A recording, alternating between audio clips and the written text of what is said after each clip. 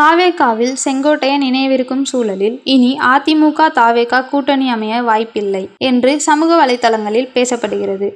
அதிமுகவில் இருந்து நீக்கப்பட்ட செங்கோட்டையன் அடுத்ததாக தாவேகாவில் இணைய உள்ளார்.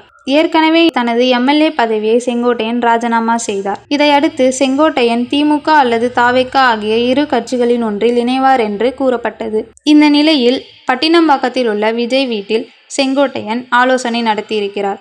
சுமார் 2 மணி நேரம் நடைபெற்ற ஆலோசனையில் செங்கோட்டையன், விஜய், புஷி ஆனந்த், சிடிஆர் நிர்மல்குமார், ஆதவ் அர்ஜுனா உள்ளிட்டோர் இருந்தனர். தற்போது ஆலோசனை முடிவடைந்து செங்கோட்டையன் புறப்பட்டுள்ளார்.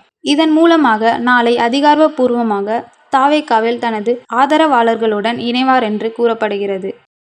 செங்கோட்டையன் போன்ற சீனியர் விஜயை தலைவராக ஏற்றுக்கொண்டுள்ளார் என்பதே பெரிய பலம். இது இளைஞர்களுக்கு உதவியாக இருக்கும். இளைஞர்கள் வழிபடுத்துவதில் செங்கோட்டையனுக்கு பங்கு அதிகம் இருக்கும். எடப்பாடி பழனிசாமிக்கு இது பின்னடைவு. ஆனால் சிலர் இதை அமித்ஷா ஆபரேஷன் என்று கூறுகிறார்கள். உங்கள் கருத்தை கமெண்டில் பகிருங்கள்.